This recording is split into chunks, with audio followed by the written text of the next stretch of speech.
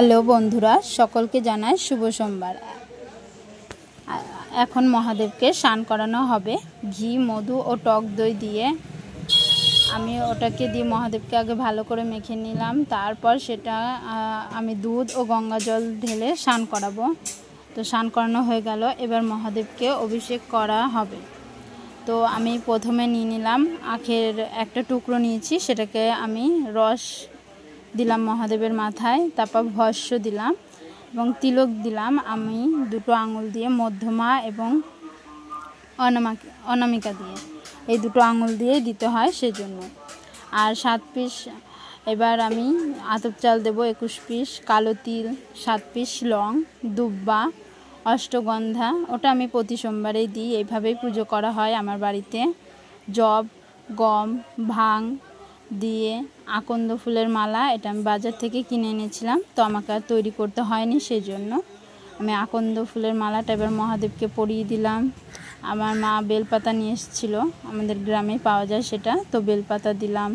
আর ফুল, নীল ফুলগুলো আমাদের গাছেই হয়, তো মা তুলে রেখেছিল গাছ থেকে, নীল ফুল দিলাম। তারা ফুলগুলোও আমাদের বাড়িতেই হয়, তো ছাদে লাগানো আছে ওই গাছগুলো, তো সেখান থেকে আমি তুলে এনে রেখেছিল মা, তো সেটা দিয়ে দিলাম আমি।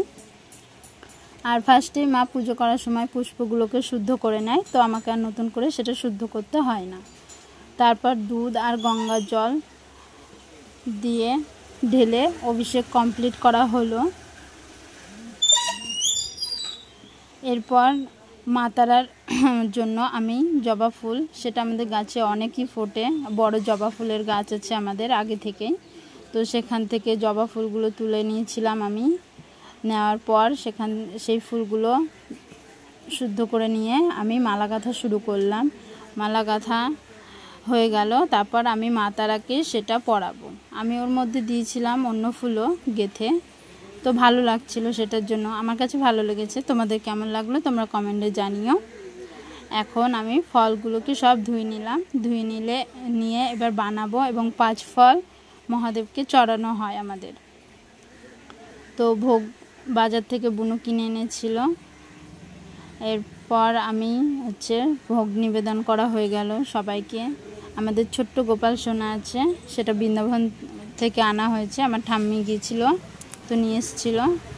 তো সবাইকে ভোগ লাগানো হয়ে গেল। এবার আরতি করলাম।